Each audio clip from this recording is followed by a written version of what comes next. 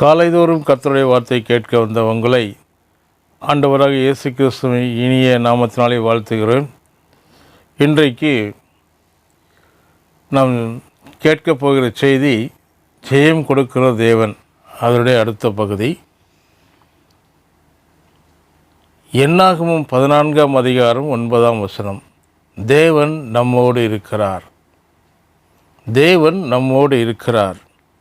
தேவன் எல்லாவற்றையும் ஒரே விதமாக நேசிக்கிறார். அவருக்கு செல்ல பிள்ளைகள் என்று யாரும் கிடையாது.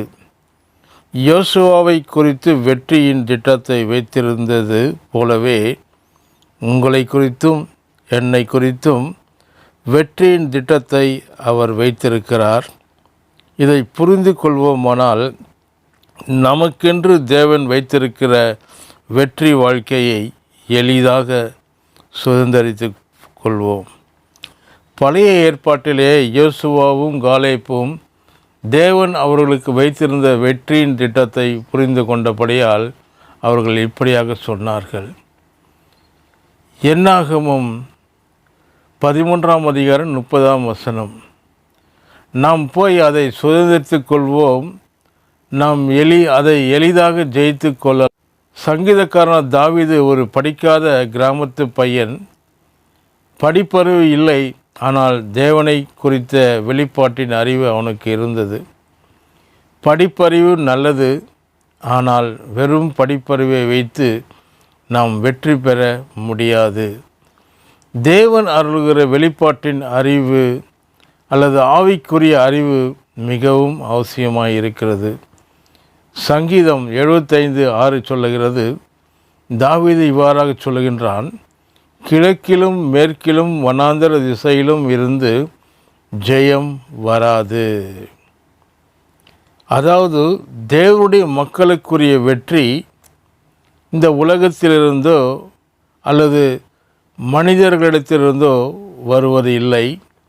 மாறாக அது தேவனிடத்திலிருந்து வருகிறது. இதை அங்கீகரிக்கிற உள்ளம் நமக்கு இருக்குமானால் தேவன் கொடுக்கின்ற வெற்றி வாழ்க்கையை இந்த பூமியிலே அனுபவிப்போம். வேதம் சொல்லுகிறது, நீதிமொழிகள் 21:31, குதிரை யுத்த நாளுக்கு ஆயத்தமாக்கப்படும், ஜெயமோ கர்த்தரால் வரும். நீதிமொழிகள் 16:33 இவ்வாறாக சொல்லுகிறது, சீட்டு மடியிலே போடப்படும், காரிய சித்தியோ கர்த்தரால் வரும். வெற்றி வாழ்க்கை கர்த்தரால் மாத்திரம் வருகிறதாய் இருக்கிறபடியால் நாம் கர்த்தரை சார்ந்து கொள்ள வேண்டியது அவசியமாய் இருக்கிறது. ஜெயம் மனிதர்களால் வரும் என்று நினைத்து மனிதர்கள் மேல் நம்பிக்கை வைப்பது ஏமாற்றத்தை கொண்டு வரும். அநேகர் மாமாவையும் சித்தப்பாவையும் அத்தையும் நம்பி ஏமாந்து போனார்கள். ஆனால் வெற்றி வாழ்க்கைக்கென்று கர்த்தரை நம்பினவர்கள் பிரகாசித்து கொண்டிருக்கிறார்கள். அவர்கள் அவரை நோக்கி பார்த்து பிரகாசமடைந்தார்கள். அவர்கள் முகங்கள் வெட்கப்படவில்லை. தேவன் வெற்றிக்கான வழியை யோசுவாவுக்கு சொல்லும் பொழுது, இந்த நியாயப்பிரமாண புஸ்தகம் உன் வாயை விட்டு பிரியாதிருப்பதாக என்று சொல்லுகிறார். அதாவது வெற்றிக்கான அஸ்திபாரம் தேவனுடைய வார்த்தை மனதிலே வைத்து, உள்ளத்திலே வைத்து, வாயிலே பேசி, வாழ்க்கையிலே அதை படி செய்யும்போது வெற்றி வாழ்க்கை நிச்சயம் என்று வேதம் சொல்லுகிறது.